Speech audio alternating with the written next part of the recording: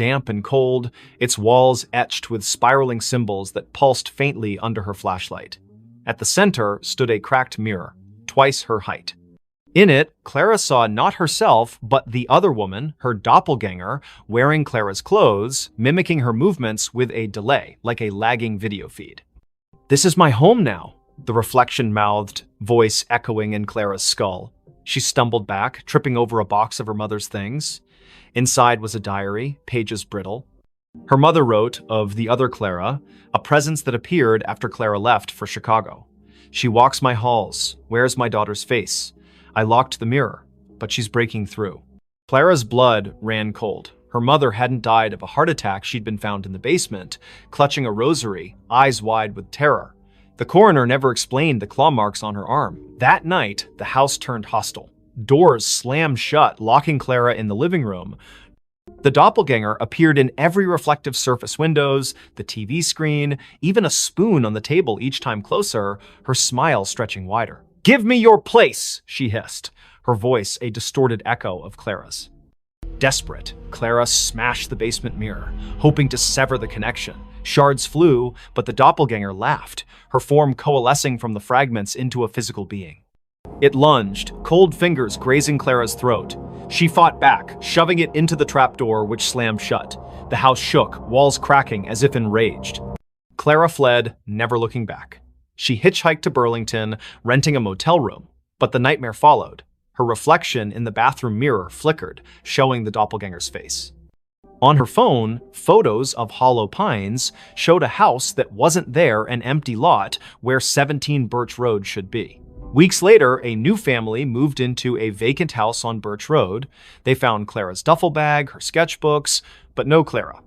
Neighbors whispered of a woman seen at dusk, sketching by the church, her smile too wide, her eyes too dark. When police searched, they found a trapdoor, a shattered mirror, and a diary warning of a house that steals souls, replacing them with something else. Clara was never found. But in Hollow Pines, they say she still walks, trying to come home to a house that was never hers. That night, the mirror started talking. The antique mirror arrived at the thrift store on a damp October morning in 2025, its gilded frame tarnished, its glass clouded like a cataract eye. Nora Blake, a 29-year-old artist with a penchant for salvaging broken things, bought it for $10. "It's got character," she told the cashier, ignoring the way his hands shook as he wrapped it. Her apartment in downtown Ashwick, a crumbling mill town, was already a mosaic of thrift finds, chipped teacups, warped books, a clock that ticked backward. The mirror fit right in, hung above her fireplace, reflecting her cluttered living room in muted grays. Nora noticed the oddities that first night. While sketching at her easel, she caught a flicker in the mirror, not her reflection, but a shadow that darted out of sight. She blinked, chalking it up to exhaustion. She'd been pulling late shifts at the diner, her hands smelling of grease and coffee. But as she turned off the lights, a whisper slithered from the mirror. Nora. Her name, soft and deliberate, like a lover's sigh. She spun around, heart pounding. The room was empty, the mirror still. Sleep eluded her. The whisper came again at 3 a.m. Louder. "Look at me." Nora stumbled to the mirror, her breath fogging the glass. Her reflection stared back, but her eyes seemed wrong too wide, pupils dilating like ink spreading in water. She touched the glass. It was warm, pulsing faintly. "Stress," she muttered, unplugging every light and crawling back to bed. By morning, the mirror had changed. Its surface was clearer, almost luminous, reflecting details Nora hadn't noticed. A crack in the ceiling, a stain on the rug. But it didn't reflect her. Instead, it showed a woman who looked like Nora, same auburn hair, same freckles, but dressed in a high-collared gown, her expression hungry. "Stay with me," the woman mouthed, her voice echoing in Nora's skull. Nora covered the mirror with a sheet, but the whispers persisted, seeping through the fabric. "You're mine now." She called her friend Milo, a skeptic who fixed electronics and scoffed at ghost stories. He inspected the mirror, finding nothing, no wires, no speakers.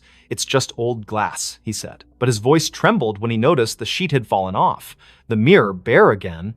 That night, Nora dreamed of the woman in the gown. She stood in a candlelit room, walls dripping with black mold, chanting in a language Nora didn't know. The woman's hands reached through the dream, clawing at Nora's chest. She woke gasping, claw marks burning across her ribs. The mirror glowed faintly, the woman's face pressed against the glass from the inside, smiling. Nora researched the mirror's origins. The thrift store had no records, but an old newspaper clipping mentioned a similar mirror owned by Evelyn Crane, an Ashwick heiress who vanished in 1892. Locals claimed Evelyn practiced witchcraft, trapping souls in reflective surfaces to cheat death. Her mansion burned down, but the mirror survived, passing through estate sales, each owner meeting misfortune, suicides, disappearances, madness. Desperate, Nora tried to destroy the mirror. She swung a hammer, but the glass didn't crack. The blow reverberated, knocking her back. The woman's laughter filled the room, sharp and gleeful. "You can't break me." Objects began moving, books slid off shelves, teacups shattered. The mirror's reflection showed not her apartment, but Evelyn's charred mansion, its walls alive with writhing shadows. Milo returned, pale but determined, with a priestess from a local Wiccan group. She burned sage, chanting protections, but the air grew heavy, the temperature plummeting. The mirror pulsed, and Evelyn's voice boomed. "This is my vessel." The priestess screamed, blood trickling from her nose, and fled. Milo stayed, gripping Nora's hand. "We burn it," he said. They doused the mirror in gasoline, but the flames wouldn't catch. Instead, the mirror's surface rippled, and Evelyn stepped out, her form solidifying, gown pristine, eyes black voids. Nora and Milo ran, but the apartment's doors locked, windows sealed. Evelyn's laughter chased them, her footsteps heavy. "You invited me in," she taunted, her fingers brushing Nora's neck, cold as frostbite. In a final stand, Nora faced the mirror, staring into Evelyn's eyes. "Take me, but leave him," she pleaded. The mirror flared, and Nora felt herself pulled inside, her body dissolving into light. She saw Evelyn's memories, betrayals, rituals, a desperate pact with something ancient. Then, darkness. Milo woke in the apartment, alone. The mirror was gone, the wall bare. Nora's sketchbooks lay open, filled with drawings of Evelyn's face.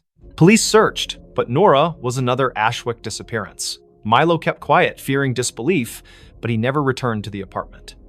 Months later, a new tenant hung a cheap mirror above the fireplace. That night, it whispered, "Look at me." And in its reflection, Nora's face appeared, her eyes too wide, her smile not her own. The final note before disappearing. In the sleepy coastal town of Greyhaven, where the Atlantic's waves whispered secrets to the cliffs, the old lighthouse on Widow's Point stood abandoned. Its beacon hadn't spun since 1987, when keeper Amos Reed vanished, leaving only a cryptic note in the logbook. The song calls. I must answer. Locals avoided the place, claiming the wind carried eerie melodies at night. But for Lena Harper, a 34-year-old composer with a faltering career, the lighthouse was a last chance to find inspiration. Lena arrived in October 2025, renting a cottage near the cliffs. Her symphony, meant to revive her reputation, was due in a month, but her mind was blank. Haunted by failures and a recent divorce, the lighthouse, looming against the gray sky, felt like a muse. She ignored the townsfolk's warnings, superstitions about siren songs and missing keepers. "It's just an old tower," she told herself, hauling her violin and notebook up the spiral stairs. The interior was frozen in time.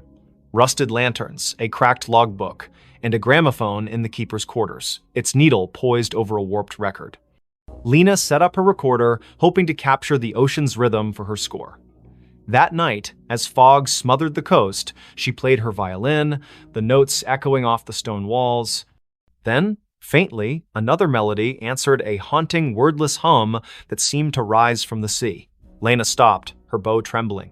The hum continued, weaving through her own music, both beautiful and wrong, like a lullaby sung by something ancient. She checked her recorder. It had caught the sound, clear and unnervingly human. Wind through the cliffs, she reasoned, but her skin prickled. The gramophone needle twitched, spinning the record without power. The hum grew louder, now a voice. "Play with me." She fled to the cottage, locking the door. Sleep brought nightmares, shadows with liquid eyes, hands pulling her toward the waves.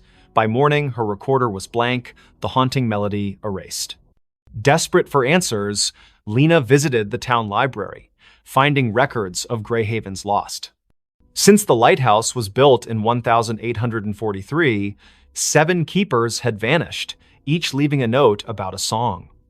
The last, Amos, was found days before his disappearance, wandering the cliffs, muttering about her voice.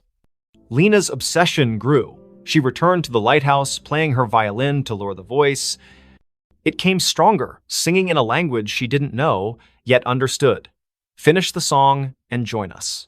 Her fingers moved unbidden, composing a melody that felt like it belonged to someone else. She scribbled it down a single page, titled The Final Note. It was perfect, her masterpiece, but writing it left her drained, her reflection in the lantern room's glass pale and unfamiliar. That night, the lighthouse shook.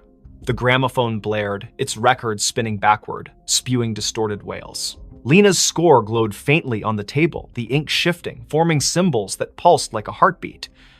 The voice was inside now. You're mine.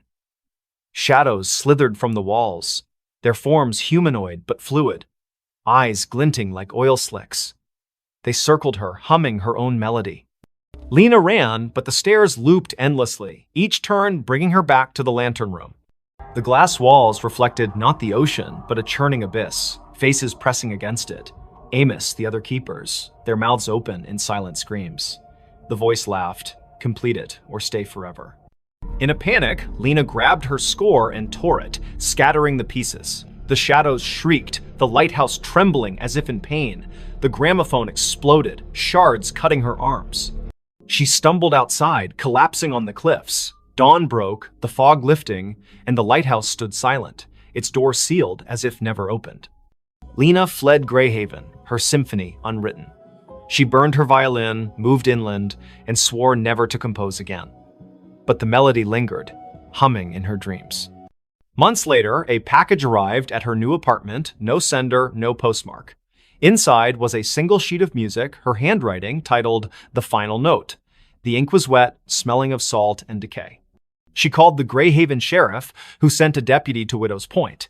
The lighthouse was empty, the logbook untouched since Amos's note. But on the cliffs, they found Lena's recorder, playing a loop of her voice singing the haunting melody, though she hadn't returned.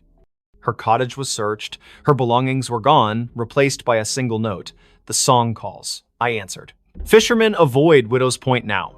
On stormy nights, they hear a violin over the waves, joined by a chorus of voices that never fade. The lighthouse remains dark, but some swear its beacon flickers briefly, illuminating a figure at the edge of the cliff, playing one final note before disappearing into the sea. The hiker saw something he wasn't supposed to see. The Appalachian Trail stretched like a vein through the dense forests of northern Maine, where the trees grew so thick they swallowed sunlight. Ethan Caldwell, a 28-year-old photographer with a taste for solitude, hiked its lesser-trodden paths in September 2025.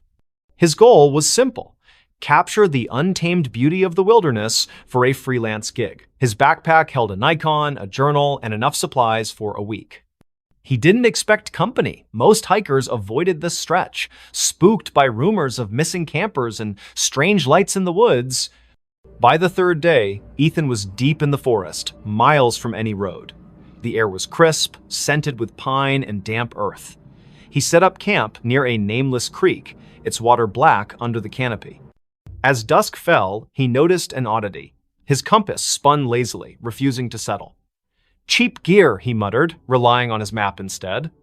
That night, under a moonless sky, he heard it a low hum, like a distant engine pulsing through the ground. It wasn't animal, wasn't natural. Curiosity tugged at him.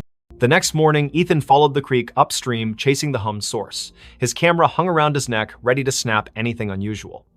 The forest grew denser, the trail vanishing into a tangle of roots and moss. Then he saw it, a clearing, unnatural in its perfection, as if the trees had been pushed back by an invisible force. At its center stood a structure, a stone arch, weathered and covered in glyphs that seemed to writhe under his gaze. It wasn't on any map, and Ethan had never read of ruins in this part of Maine. He raised his camera, snapping photos. The glyphs glowed faintly, a sickly green, though no light source explained it. The hum intensified, vibrating in his chest. Through the arch, the air shimmered like heat rising from asphalt, showing glimpses of a different forest darker, with twisted, leafless trees. Ethan stepped closer, his lens capturing the anomaly. That's when he saw her. A figure stood just beyond the arch, humanoid but wrong, too tall, limbs too long, its face a blur of shadow. It didn't move, yet Ethan felt watched, his skin crawling as if ants marched beneath it. He lowered the camera, and the figure was gone. But when he checked the viewfinder, it was there, closer. Its face now a featureless void with pinprick eyes. His hands shook as he backed away, the hum now a deafening drone in his skull. Ethan ran, branches clawing at his face. His compass was useless, spinning wildly. The forest seemed to shift, paths looping back to the clearing no matter which way he turned. Panic set in as night fell, the hum replaced by whispers his name, spoken in a voice that wasn't human. "You saw," it hissed, echoing from every tree. He stumbled into his campsite, only to find his tent shredded, his journal open to a page he hadn't written. You weren't supposed to see. Desperate, Ethan checked his camera. The photos of the arch were gone, replaced by images of himself hiking, sleeping, eating, taken from angles that meant someone or something had been watching him for days.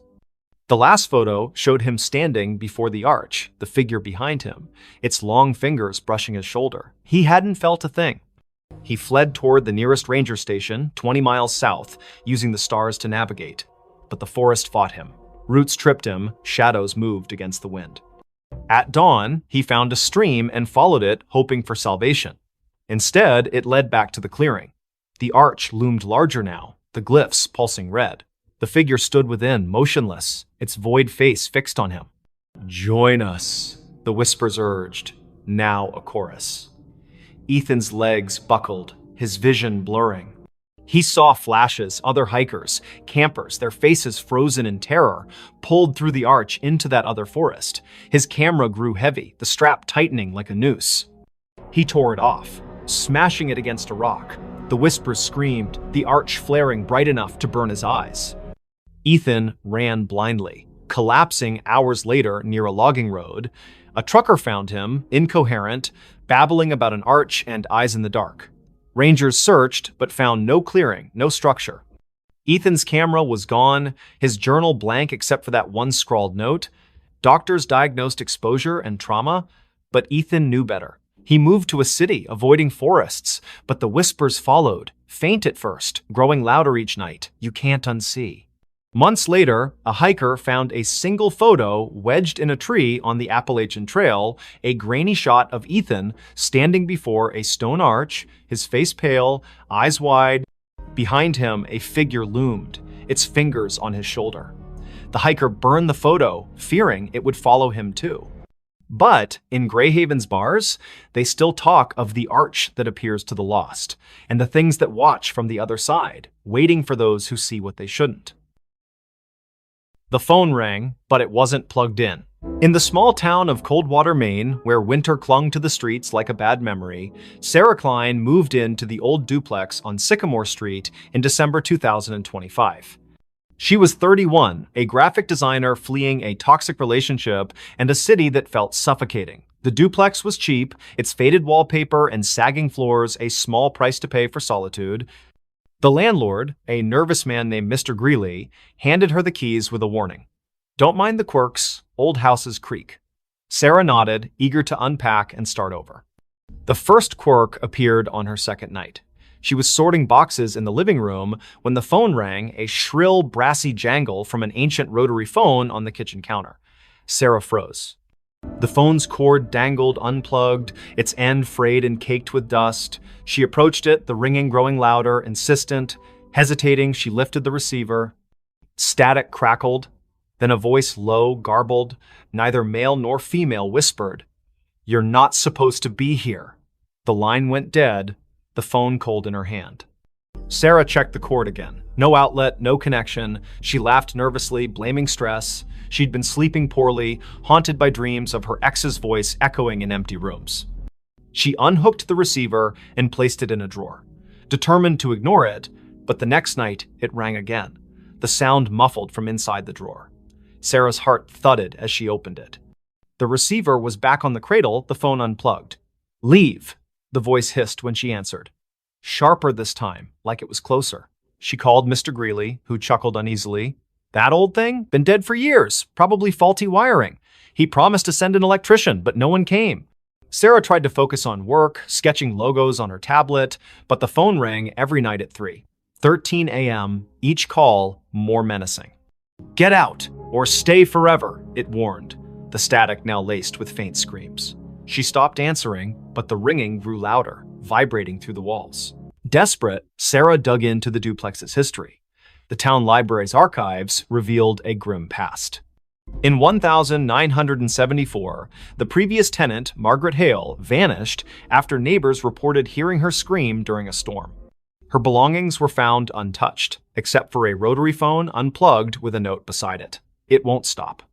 Other tenants had fled over the decades, citing noises and bad feelings. A man in 1992 claimed the phone spoke his name before he disappeared. Sarah's dreams worsened. She saw Margaret, pale and eyeless, standing in the kitchen, dialing the rotary phone with skeletal fingers. In the dreams, the walls bled, and the voice from the phone chanted, "Join us." Waking, Sarah found scratches on her arms, as if she'd clawed herself. She bought a new phone, a modern cordless one, but it too rang at 3:13 a.m., unplugged, spitting the same garbled voice. She tried to leave, packed a bag, booked a motel, but the duplex's doors wouldn't open, locks jammed, windows stuck, her car keys vanished, reappearing on the kitchen counter beside the rotary phone. In a panic, she smashed the phone with a hammer. The plastic cracked, but the ringing continued, now emanating from the walls, the floor, her own skull. "You can't break me," the voice laughed. Sarah turned to the internet, posting on X about haunted phones in Coldwater. A local, @MainMysteries, replied with a thread about Sycamore Street. The duplex was built on a forgotten burial ground, desecrated in the 1800s. Mediums had visited, claiming a presence, something old, something angry, trapped souls of those who lived there, using the phone as a conduit. The thread ended abruptly. The user hadn't posted since. That night, the ringing was deafening. Sarah, sleepless and fraying, answered. The voice was clear now, almost her own. "Look behind you." She spun, seeing nothing but shadows. But in the hallway mirror, a figure stood Margaret, her face a rotting mask, her hands reaching through the glass. Sarah screamed, dropping the receiver. The lights flickered, and the air grew heavy, smelling of wet earth and decay. She barricaded herself in the bedroom, but the walls pulsed, whispering her name. The phone, shattered, reassembled itself on her nightstand, ringing relentlessly. In a final act of defiance, Sarah burned sage, chanting prayers she half remembered from childhood. The ringing stopped, replaced by a howl that shook the duplex. The mirror cracked, and Margaret's form lunged, cold fingers grazing Sarah's throat. Sarah blacked out. She woke at dawn, sprawled on the kitchen floor, the phone silent, its cord still unplugged. The doors opened easily now. She fled, leaving everything behind. The motel clerk in the next town swore she checked in alone, but Sarah felt watched, the voice's echo lingering in her ears. Weeks later, a new tenant moved into the duplex. They found a rotary phone, pristine, on the counter. That night, it rang, unplugged, whispering a new name. In Coldwater, they don't talk about Sycamore Street anymore. But those who pass the duplex at 3:13 a.m. hear it, a faint brassy jangle, and a voice that begs, "Answer me." They dug up the backyard. In the quiet suburb of Elmwood, where picket fences and manicured lawns defined normalcy, the Hargrove family moved into 23 Oak Lane in the spring of 2025. The house was a steal, a charming craftsman with a sprawling backyard, snapped up after the previous owners vanished without a trace. Jenna Hargrove, a single mother of 37, saw it as a fresh start for her and her 12-year-old son, Lucas. The realtor glossed over the prior owner's disappearance, blaming financial troubles. Jenna, eager to escape her own past, didn't press. The backyard was Lucas's favorite part. Overgrown with wildflowers and shaded by an ancient oak, it begged for exploration. He wanted to build a treehouse, so Jenna hired a local landscaper, Mr. Polk, to clear the tangle of weeds and level the ground. Polk, a grizzled man with eyes like chipped flint, hesitated. "Folks say this yard's bad luck," he muttered, glancing at the oak. "Last owners dug here. Never seen again." Jenna laughed it off small-town gossip. The digging began on a Saturday, the air thick with the scent of turned earth. Lucas watched from the porch, sketching the oak in his notebook. Polk's crew unearthed roots and rocks, but by noon, they hit something hard. A metallic clang echoed as a shovel struck a rusted box the size of a small coffin, buried 3 feet down. Polk pried it open, revealing a collection of bones, human, weathered, and arranged in a spiral. A cracked locket lay at the center, its photo faded but showing a woman with hollow eyes. Jenna called the police. Sheriff Tate arrived, his face grim. "Not the first time," he said, bagging the bones. He wouldn't elaborate, but Lucas overheard him whisper to a deputy about the Oak Lane curse. The bones were sent for analysis, and digging stopped. That night, the house felt different. The air was heavy, the silence oppressive. Lucas woke to scratching beneath his bedroom floor, like nails clawing wood. "Mice," Jenna reassured him, but her voice wavered. The next day, Lucas found his sketchbook open to a new drawing, not his. The oak was depicted, its branches twisting into faces, their mouths open in silent screams. Jenna, pale, insisted it was a prank, but Lucas noticed her hands trembling. That evening, the backyard changed. The wildflowers wilted, their petals blackening. The oak's shadow seemed to stretch too far, pooling like ink across the lawn. At midnight, the scratching returned, now from the backyard. Lucas peered out his window and froze. The oak's branches swayed, though no wind stirred. Figures moved in the shadows, vague, humanoid shapes that flickered like bad film reels. He woke Jenna, who saw nothing but felt a chill that wasn't there before. "We're leaving tomorrow," she promised. But the car wouldn't start in the morning, its battery drained. Sheriff Tate returned with news. The bones were over a century old, likely from a family that lived on the land in the 1870s. They'd vanished after digging a well under the oak, leaving behind rumors of a deal with something in the earth. The locket's photo matched a missing woman, Eliza Marrow, rumored to have practiced rituals to bind the land. Tate warned Jenna to stay out of the backyard, but Lucas couldn't resist. He sneaked out at dusk, drawn to the oak. The ground where the box was found had shifted, forming a shallow pit. Inside, the locket lay again, open, its photo now clear Jenna's face, not Eliza's. Lucas screamed, dropping it, the ground pulsed, and a voice whispered from the pit, "You dug too deep!" Jenna found him, dragging him inside. The house locked itself, doors jammed, windows sealed. The scratching became a pounding, shaking the walls. Shadows oozed from the floorboards, forming shapes with too many limbs, their eyes glinting like wet stones. "Give us the boy," they hissed, their voices a chorus of gravel and wind. Jenna clutched Lucas, barricading them in the bathroom. She burned sage, a trick from her grandmother, but the smoke curled into symbols matching those on the locket. The shadows laughed, their forms pressing against the door. In desperation, Jenna grabbed a kitchen knife and carved a circle around them, chanting half-remembered prayers. The pounding stopped, but the air grew colder, the shadows retreating to the backyard. At dawn, the doors opened. Jenna and Lucas fled to a motel. Sheriff Tate searched the house, finding nothing. No locket, no pit, just fresh dirt under the oak, as if untouched. The Hargroves never returned.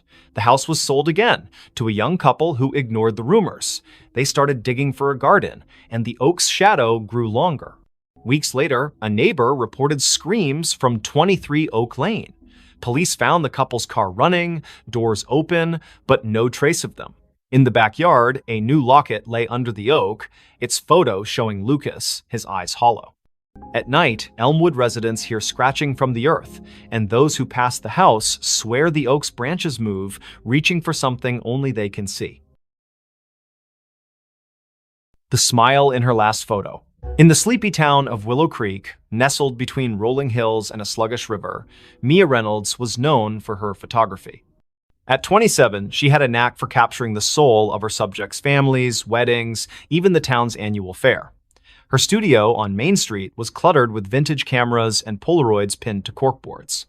But in November 2025, Mia took a photo that would haunt Willow Creek forever.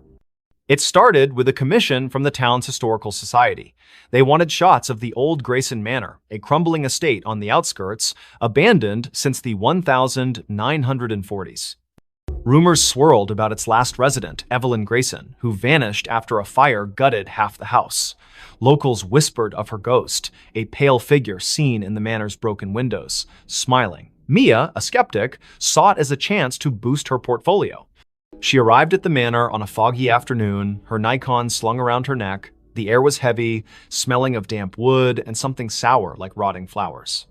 The manor loomed, its spires jagged against the gray sky, windows like empty eyes.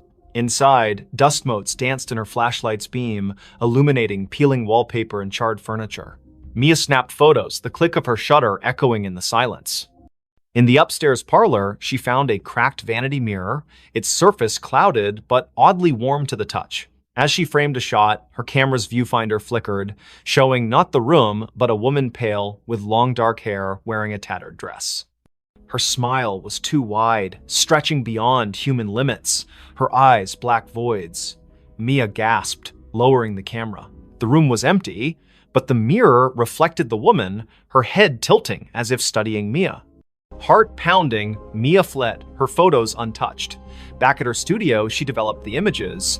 Most were normal, dusty rooms, broken stairs, but the last photo, taken in the parlor, showed the woman standing behind Mia, her smile splitting her face. Mia's own reflection in the photo was wrong, her eyes wide with terror she didn't remember feeling. She burned the print, but the image lingered in her mind, that smile searing itself into her dreams. That night, her studio phone rang, though the line had been disconnected for months. Static crackled, followed by a voice, soft, feminine, giggling, "You saw me." Mia yanked the cord from the wall, but the ringing continued, now from her cell phone, then her laptop, then nowhere, and everywhere. She locked the studio and ran home, but the giggling followed, echoing in her apartment's walls. Mia confided in her friend Caleb, a librarian with a passion for local history. He dug into Grayson Manor's past, uncovering Evelyn's story. In 1943, Evelyn, a recluse, was suspected of occult practices. Neighbors reported strange lights and chants from the manor. The night of the fire, Evelyn was seen smiling through the flames, unharmed, before vanishing. Her last photo, taken days earlier, showed that same unnatural smile, her eyes black as ink. Caleb warned Mia to stay away, but she couldn't. The manor pulled her back, her camera heavy in her hands. She returned at dusk, the air colder, the manor darker. In the parlor, the mirror glowed faintly, and the woman Evelyn stepped out, her form flickering like a bad signal. "Take my picture," she whispered, her voice in Mia's skull. Mia's hands moved against her will, snapping a photo. The camera burned her fingers, and the mirror cracked, shards falling like rain. Mia ran, but the manor's doors slammed shut, trapping her. Shadows writhed, forming figures with Evelyn's smile, their mouths stretching impossibly wide. "You're part of me now," they chanted, their voices a chorus of giggles. Mia's camera flashed on its own, each shot showing her own face, morphing, her smile widening, her eyes darkening. Caleb found her car outside the manor the next day, the doors locked, her camera inside. The last photo showed Mia, her face unrecognizable, smiling that same grotesque smile. The manor was empty, no trace of her. Caleb burned the camera, but the giggling followed him home, echoing from every reflective surface, mirrors, windows, even his glasses. Willow Creek sealed the manor, but Mia's photos began appearing around town, tacked to lampposts, slipped under doors. Each showed her with that smile, her eyes black, standing in places she'd never been. Those who kept the photos heard the giggling, saw her in their mirrors. The town stopped taking pictures, afraid of what their cameras might capture. But at night, in Willow Creek's quiet streets, some swear they see Mia smiling, her camera flashing, waiting for someone new to see her last photo. A child's cry in an empty house. In the forgotten outskirts of Dunhaven, a Rust Belt town where factories stood like tombstones, the house at 9 Hollow Road was a local legend. Its windows were boarded, its paint peeled like dead skin, and its yard was a jungle of thorns. No one had lived there since the 1980s when the Miller family vanished parents, 2 kids gone overnight. The only trace was a child's shoe found in the attic, stained with something the police never identified. In November 2025, Nora Ellis, a 34-year-old true crime podcaster, saw the house as her next big story. Nora arrived with her recorder, a flashlight, and a skeptical smirk. Dunhaven's locals warned her away, whispering of cries heard at midnight, lights flickering in empty rooms. "Ghost stories pay the bills," she told her producer over the phone, setting up in the house's foyer. The air was thick, smelling of mildew and something sharper, like burnt sugar. Her recorder hummed, capturing the silence until a faint sob broke through, a child's voice trembling from upstairs. Nora froze. The house was supposed to be empty. She called out, "Hello?" Her voice echoed, unanswered, but the sobbing grew louder, coming from the attic. She climbed the stairs, their creaks swallowing her footsteps. The attic door was ajar, though town records swore it was nailed shut after the Millers' disappearance. Inside, the air was colder, the darkness heavier. Her flashlight caught a child's drawing on the floor, stick figures in a circle, their heads scratched out, red crayon dripping like blood. The sobbing stopped. Nora's recorder crackled, replaying the cry on loop, though she hadn't touched it. "Help me," the voice whispered, now inside her head. She stumbled back, her flashlight flickering. In its beam, she saw movement, a small figure darting behind a pile of moldy boxes. "Who's there?" she shouted, but the attic was empty again. Her recorder now played a different sound, laughter, high and cruel, layered over the sobs. Nora dug into the Millers' case that night, holed up in a motel. Old newspaper clippings told of the family's odd behavior before they vanished, parents pale and withdrawn, the children, Anna and Tim, seen drawing strange symbols in the yard. A neighbor claimed Anna spoke of friends in the walls who sang to her. The police found no bodies, no clues, only that shoe, a girl's sneaker, size 3, with stains that tested inconclusive. Back at the house the next day, Nora set up motion sensor cameras. At dusk, the sobbing returned, now from the basement. She descended, the stairs slick with dampness. The basement was a maze of crates and rusted pipes, the air thick with the burnt sugar smell. Her camera caught nothing, but her recorder picked up whispers. "Stay with us." A child's handprint appeared on a crate, wet and glistening, though the floor was dry. Nora's skin crawled as the sobbing turned to giggles, echoing from every corner. She found a loose floorboard, prying it up to reveal a tin box. Inside were Anna's drawings, dozens of them, showing a faceless figure with too many arms, surrounded by crying children. A note, in childish scrawl, read, "They want us to stay forever." As Nora read, the basement door slammed shut. Her flashlight died, and the giggles became screams. Not a child's, but something older, hungrier. "You found us," it hissed. Nora's cameras failed, their footage corrupted, showing only static with faint outlines of a child's face, eyes black. She ran, but the house seemed to shift, hallways looping, doors leading back to the basement. In the attic, the drawings had multiplied, covering the walls, now depicting Nora alongside the faceless figure. Her recorder played her own voice, screaming, though she hadn't opened her mouth. Desperate, she smashed a boarded window, crawling into the thorn-choked yard. The cries followed, now outside, circling her. She stumbled to her car, driving to the motel, but the rearview mirror showed Anna's face, her eyes hollow, her mouth a gaping smile. Nora swerved, nearly crashing, and the face vanished. The next day, she returned with a priest, Father Daniels, who paled at the house's threshold. "This isn't a haunting," he whispered. "It's a trap." He sprinkled holy water, but it hissed, evaporating on the floor. The cries erupted, shaking the walls, and the priest fled, clutching his cross. Nora stayed, recording one last episode. "Whatever took the Millers is still here. It wants me too." That night, Nora vanished. Her car was found at 9 Hollow Road, her recorder inside, playing a loop of a child's cry and her own screams. The house was empty, the drawings gone, but neighbors reported lights in the attic. A new family moved in months later, unaware of the history. Their daughter found a shoe in the attic, Nora's stained with something red. At midnight, they heard it, a child's cry echoing from an empty house, calling them to stay. The elevator never stopped on the same floor. In the heart of Ashwood City, where skyscrapers cast long shadows over neon-lit streets, the Crestview Towers stood as a relic of faded glory. Built in the 1970s, its 30 floors housed a mix of offices, apartments, and rumors of strange happenings. By December 2025, most tenants had fled, spooked by flickering lights and whispers in the halls. But for Riley Tate, a 29-year-old freelance coder scraping by, the cheap rent on the 2021 floor was worth the eerie vibes. Riley noticed the elevator's quirk on her first day. She pressed 22, but the car stopped on 13. A floor marked storage on the panel, its doors opening to a dark hallway lined with rusted lockers. The air was stale, smelling of mildew and something metallic.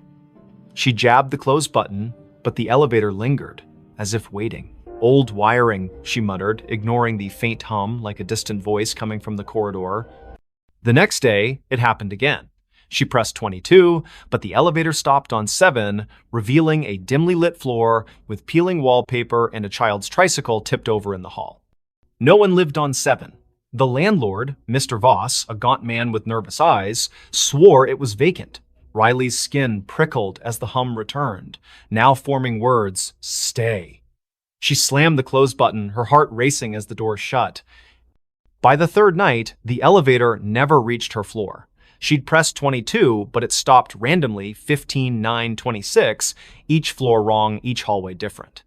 Floor 15 had mirrors lining the walls, reflecting not Riley, but a pale figure with her face, eyes black and unblinking. Floor 9 smelled of ash, its walls scorched, with claw marks gouged into the plaster.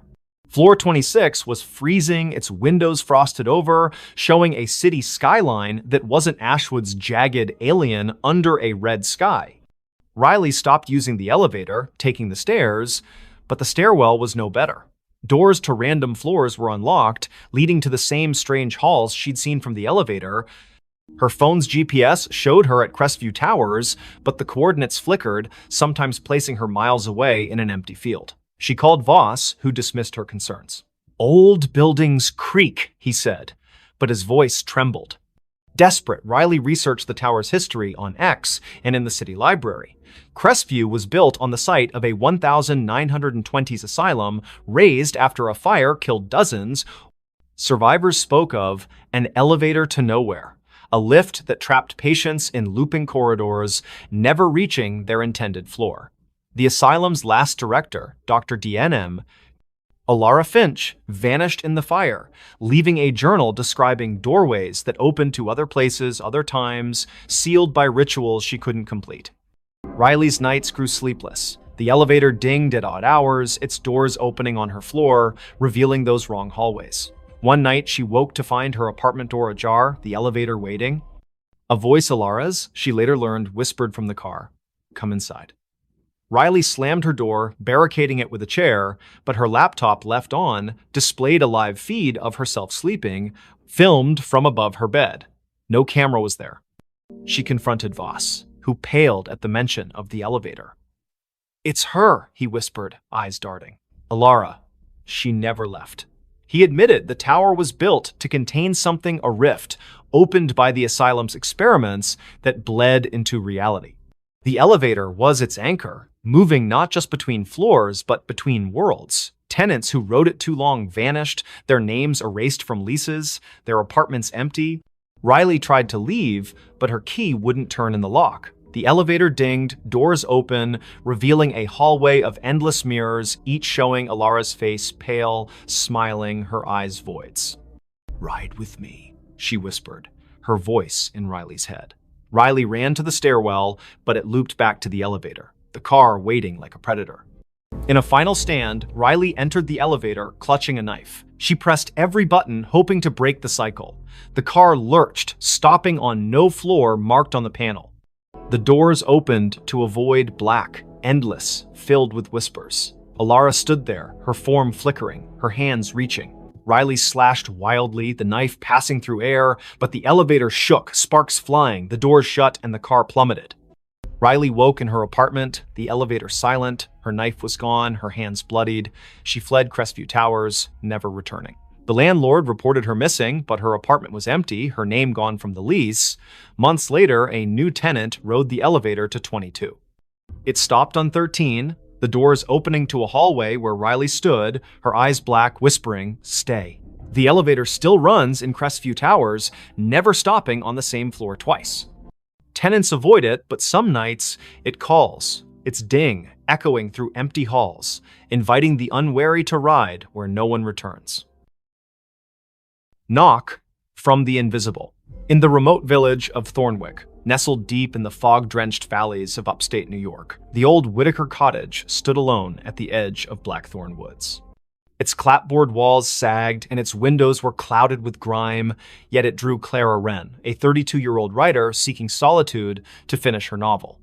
In January 2026, she rented the cottage, ignoring the locals' warnings about its history. "People don't stay long," the grocer said, his eyes darting to the woods. "It knocks, and then it takes." Clara dismissed it as folklore. The cottage was perfect, isolated, cheap, with a stone fireplace and a view of snow-laden pines. She unpacked her laptop, notebooks, and a thermos of coffee, settling into a rhythm of writing by day and stoking the fire by night. But on her third night, as a storm howled outside, she heard it, 3 sharp knocks on the front door. The sound was deliberate, heavy like a fist on wood. She froze, her pen hovering over the page. The door was locked, the windows shuttered. She called out, "Who's there?" No answer. The wind screamed, but the knocks came again, 3, slow, from the door. Clara grabbed a flashlight and peered through the peephole. Nothing but swirling snow. She opened the door, heart pounding, but the porch was empty, the snow undisturbed, no footprints, no tracks. The knocks returned the next night, now from the bedroom wall. 3, always 3, rhythmic and insistent. Clara checked every inch of the cottage attic, crawl space, even under the floorboards. Nothing. Her phone had no signal, the Wi-Fi dead. She drove to town, asking about the cottage's past. The librarian, an elderly woman named Mrs. Hale, paled. "The Whitakers," she whispered. "They built it in 1890. All 5 vanished by 1893. Neighbors heard knocking before each one disappeared. They called it the Invisible." Clara scoffed but bought salt and sage, sprinkling the former around doors and burning the latter, as Mrs. Hale suggested. That night, the knocks moved to the ceiling, louder, shaking dust from the beams. "Let me in," a voice whispered, soft and genderless, seeping from the walls. Clara's flashlight caught movement, a shadow darting across the room, formless yet heavy like a weight in the air. She screamed, barricading herself in the bathroom, but the knocks followed, now inside the mirror, the glass rippling like water. She found a diary under a loose floorboard the next day, its pages brittle, written by Eliza Whitaker. "The invisible comes at night," it read. "It knocks to be let in, but it's already here. It wants a vessel." The last entry was scrawled, "I let it in. God forgive me." Clara's hands shook. The diary mentioned a ritual salt and blood to banish it, but warned of a cost. It takes what you love most. That evening, the knocks were everywhere. Walls, windows, even her laptop screen. The air grew thick, smelling of wet earth and decay. Clara's flashlight died, and the fire dimmed, casting shadows that moved against the light's logic. She poured salt in a circle, pricking her finger to drip blood, as the diary instructed. The knocks stopped, replaced by a wail that shook the cottage, windows cracking. The shadow coalesced, a formless mass with eyes like burning coals hovering outside her circle. "You can't keep me out," it hissed, its voice in her skull. Clara chanted the ritual's words, her voice breaking. The shadow lunged, but the salt flared, repelling it. The cottage trembled, beams groaning as the shadow screamed, dissolving into the floor. Silence fell, heavy and wrong. Clara fled at dawn, leaving everything: laptop, clothes, her unfinished novel. She drove to a motel, but the knocks followed, faint at first, tapping her car's dashboard, then her motel mirror. She burned the diary, hoping to sever the tie, but the ashes formed 3 knocks on the table. Her phone, offline, played a recording of her own voice. "Let me in." Thornwick's sheriff searched the cottage, finding no trace of Clara. Her car was found in the woods, empty, with salt scattered across the seats. Locals say the cottage is quiet now, but at night, hikers hear knocks 3, always 3 coming from the trees. A new tenant moved in, unaware. On their first night, they found a notebook, not Clara's, with a single line. "It's already inside." By morning, they were gone, and the knocks began again, waiting for the next to answer. The woman smiled at her own grave. In the fog-choked town of Grayvale, where the cemetery on Hollow Hill was older than the church itself, the gravestones told stories no one dared repeat. It was March 2026 when Elise Carver, a 30-year-old archivist, arrived to catalog the town's records for a university project. Grayvale's library was a treasure trove of crumbling ledgers, but it was the cemetery that drew her a maze of moss-covered stones, some dating back to the 1700s. Locals avoided it, whispering of a woman seen wandering among the graves, smiling at one in particular. Elise, ever the skeptic, dismissed the tales as rural superstition. She set up in a rented room above the town's only inn, her nights filled with dreams of fog and footsteps. Her first visit to the cemetery was uneventful, her camera snapping photos of weathered epitaphs under a gray sky. But one grave stood out: Margaret Vane, 1894, 1924, taken by the mist. The stone was pristine, untouched by time, its inscription sharp.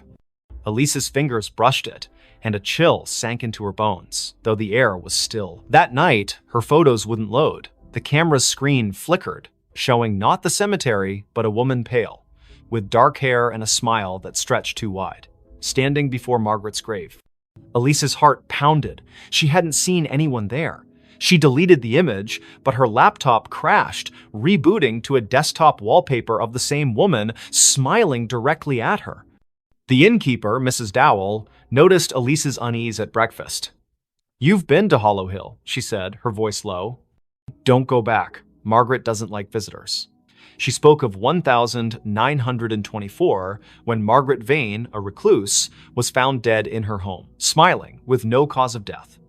Days before, she'd been seen at her own grave, digging in the dirt, her smile unnerving witnesses.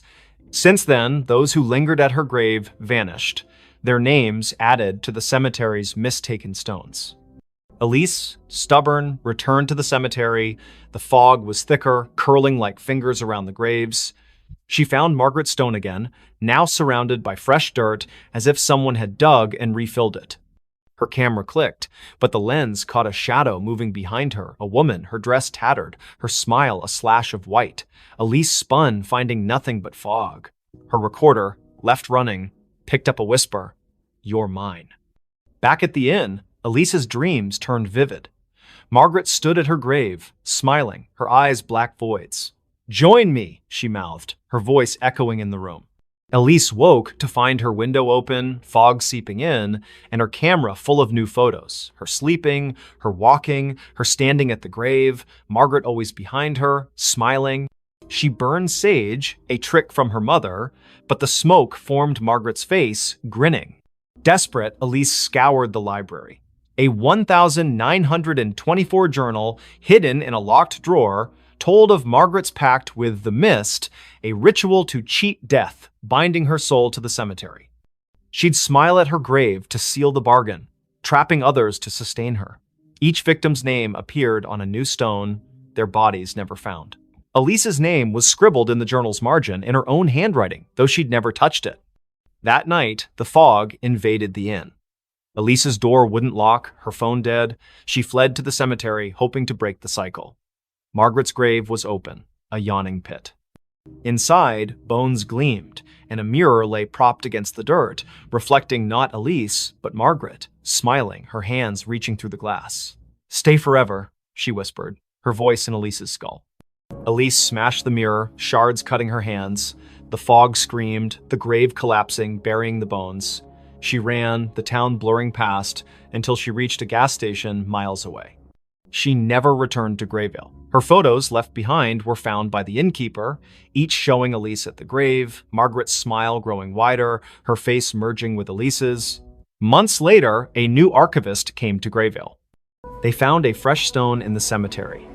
Elise Carver, 1995-2026, taken by the mist. Locals swear they see her at dusk, standing by the grave, smiling a smile too wide. Her eyes too dark.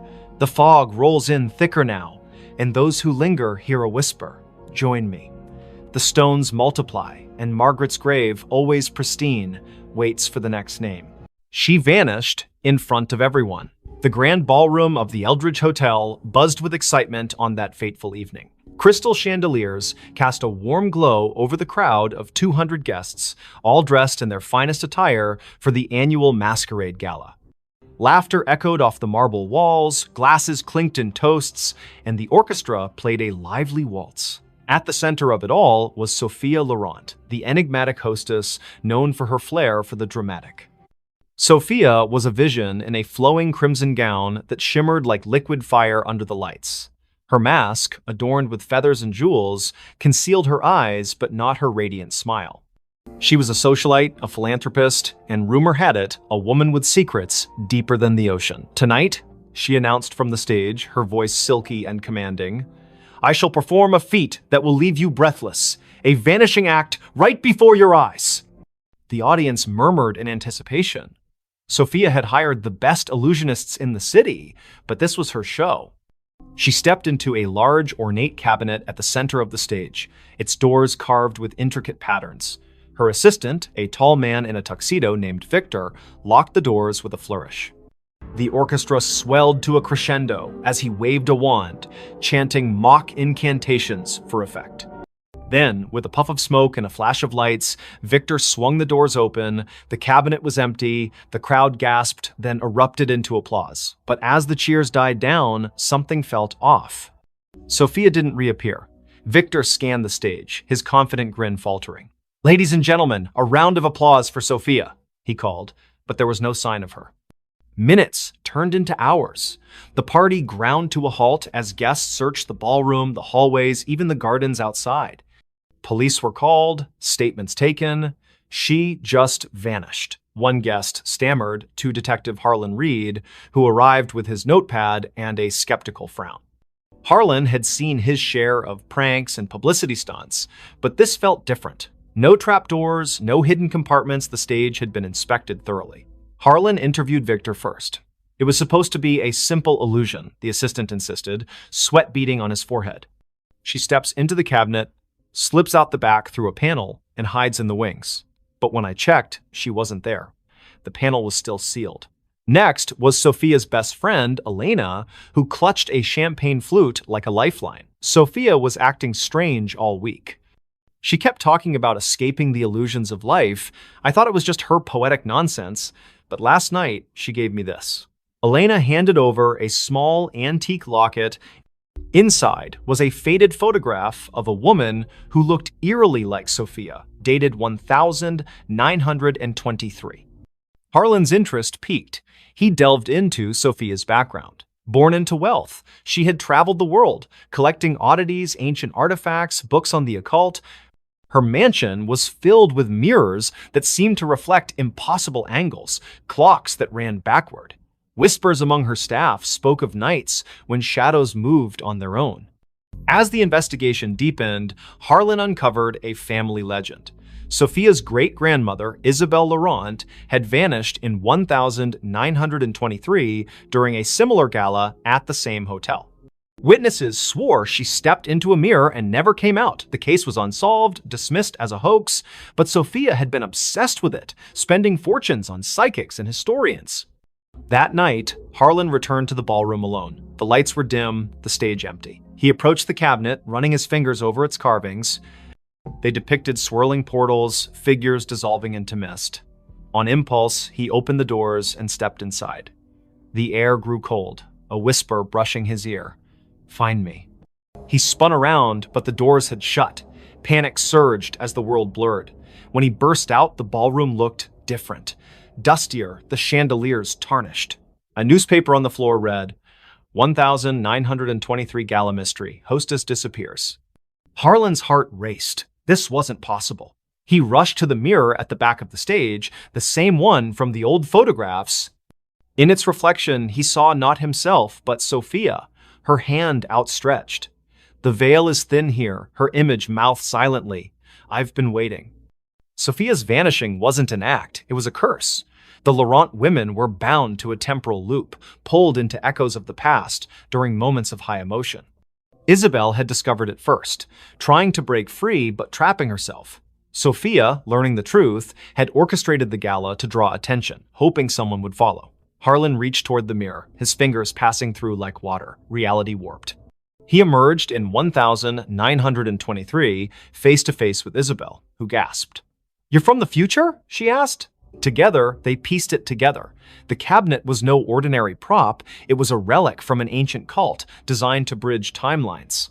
To escape, one had to anchor themselves with a personal token, the locket.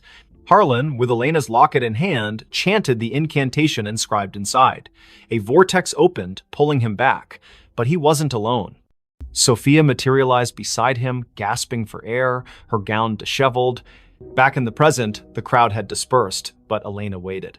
Sophia embraced her friend, tears streaming. I saw it all, the past, the echoes. I almost didn't make it back. The police called it a hoax, but those who knew the truth kept silent. Sophia retired from the spotlight, donating the cabinet to a museum with a warning. Some illusions are doors best left closed. Yet, on quiet nights, guests at the Eldridge swear they see a woman in crimson vanishing into mirrors, a reminder that some mysteries defy explanation. And Harlan? He carries the locket always, just in case. That voice never stopped. In the quiet suburb of Willow Creek, where maple trees whispered secrets to the wind, lived Emily Carter, a 32-year-old librarian with a penchant for forgotten novels and herbal tea. Her life was orderly books, shelved by genre, days mapped out in planners until the voice began. It started subtly, one rainy afternoon in her attic apartment. Emily was sorting through old vinyl records when a soft murmur echoed in her mind. Turn left at the corner. She froze, glancing around the empty room. No radio, no neighbors audible through the thin walls. Shaking it off as fatigue, she continued her day. But the voice persisted. That evening, as she walked home from the library, it whispered again. Cross the street now. She obeyed instinctively, and seconds later, a speeding cyclist barreled past where she'd been standing. Her heart pounded. Coincidence? Or something more? By morning, the voice was a constant companion. Don't eat the yogurt, it's spoiled. Sure enough, the carton smelled off. Call your sister, she needs you. Emily dialed, and her sister Sarah answered in tears, her job lost, spiraling into despair. The voice guided Emily through comforting words, turning the call into a lifeline. At first, Emily embraced it. Guardian angel, she joked to herself, researching auditory hallucinations online. But doctors found nothing wrong. No tumors, no schizophrenia markers. Stress-induced, one psychiatrist said. Yet the voice grew bolder, more insistent. Go to the park at dusk, bench by the fountain. Emily complied, curiosity overriding caution. There, an elderly man sat, clutching a faded photo. The voice urged, ask about his daughter. The man, Mr. Harlan, poured out his story, a child lost decades ago in a hit and run. Emily's questions led to a breakthrough. She recalled a library archive mentioning a similar unsolved case. Together, they uncovered clues pointing to a local businessman. Word spread. People sought Emily out, the woman who knew things. A grieving mother found closure about her son's disappearance. A businessman avoided a fraudulent deal. The voice was infallible, but it never revealed its source. Who are you? Emily pleaded silently one night, staring at her reflection. A friend, it replied, warm yet distant. As months passed, the voice's demands escalated. Break into the old warehouse on Elm Street. Emily hesitated this crossed lines, but visions flooded her. A kidnapped child hidden there. She went, heart racing, and found the boy, alerting police anonymously. Heroic, yet terrifying. The voice was reshaping her life, pulling her from quiet anonymity into shadows of danger. Then came the nightmares. Emily dreamed of a car crash, twisted metal, screams, her own face behind the wheel. Waking in sweat, she demanded answers. "Tell me the truth!" The voice sighed. "I am you, Emily, from the future." Disbelief shattered her, but fragments aligned. The crash in her dreams? A memory, not a premonition. In 2047, Emily would invent a neural implant for time echo communication, sending warnings back to prevent tragedies. But a glitch trapped her consciousness in a loop, echoing eternally to her past self. "The voice never stops because you never let it," it explained. I chose this to save lives, to rewrite fates. But the cost, isolation, madness creeping in." Emily recoiled. Was her life a puppet show? She tried ignoring it, drowning it with music, pills, but it persisted. Save the girl on the bridge tonight. Defiant, she stayed home. The next day's news: a suicide off the Willow Creek Bridge. Guilt crushed her. Resigned, Emily accepted her fate. She became a vigilante of sorts, guided by her future self's whispers. Years blurred. The voice grew fainter, wiser. On her deathbed, surrounded by those she'd saved, Emily smiled. "Thank you," she thought. "No," the voice replied softly. "Thank you for listening." And in that moment, as her eyes closed, she glimpsed the loop closing a young Emily in the attic, hearing the first whisper. The voice never stopped, it simply began anew. The house that was never on the map. In the fog-shrouded hills of rural Vermont, where GPS signals faltered and old paper maps yellowed in glove compartments, stood a house that defied existence. Dr. Elias Thorne, a cartographer by trade, discovered it by accident during a surveying trip in the fall of 2023. His equipment glitched near Blackwood Forest, a blank spot on every digital map, an oversight on the antiques. Curiosity piqued, he hiked through the brambles and emerged at a clearing. There it was, a Victorian mansion, ivy-choked and weathered, its spires piercing the gray sky like accusing fingers. Elias bought it on impulse, dirt cheap from a seller who vanished after the deed was signed. A steal, he told his wife, Mara, and their teenage daughter, Lily. They needed a fresh start after the city had chewed them up. Elias's job loss, Mara's anxiety attacks, Lily's rebellion. The house promised isolation, peace, but from the first night, unease settled like dust. The movers swore the address didn't exist. "You're sure this is it?" one asked, eyeing the overgrown path. Inside, the room smelled of damp earth and forgotten whispers. Elias laughed it off, but Lily found the first anomaly. Her phone's map app showed an empty field where the house should be. "Glitch," she muttered, but zooming in revealed nothing. No streets, no landmarks, just void. That evening, as rain lashed the windows, strange sounds began. Not creaks or groans, but echoes, faint conversations from empty rooms, like recordings of lives long past. Mara heard children's laughter in the attic, though the stairs led to a bricked-up wall. "Imagination," Elias dismissed, burying himself in his maps. He spread them across the dining table, marking the house's location obsessively. But no matter how he plotted coordinates, the ink bled, lines curving away as if repelled. Lily explored the basement first. Flashlight in hand, she descended creaking stairs into a labyrinth of cobwebbed shelves. Amid dusty crates, she found a leather-bound journal dated 1897. The entry spoke of a builder, Harlan Crow, who constructed the house as a sanctuary from the world's gaze. But later, pages devolved into madness. The walls shift. Doors open to nowhere. It hides us from maps, from reality itself. The last entry, "We are not alone." The others, they never left. That night, Lily dreamed of shadows peeling from the walls, forming humanoid shapes that whispered her name. She woke to find her bedroom door ajar, leading not to the hallway, but to a mirrored corridor stretching infinitely. Panicking, she slammed it shut. In the morning, it was normal again. Bad dream, she told herself, but bruises on her arms suggested otherwise. Elias noticed changes too. Rooms expanded or contracted overnight. The kitchen, once cozy, now felt cavernous, echoes amplifying every footstep. He measured it, dimensions impossible, defying Euclidean geometry. "Non-Euclidean spaces," he murmured, recalling Lovecraftian tales. Mara found solace in the garden, but the flowers wilted under her touch, petals curling like screams. The horrors escalated. One evening during dinner, the lights flickered. When they stabilized, Lily was gone.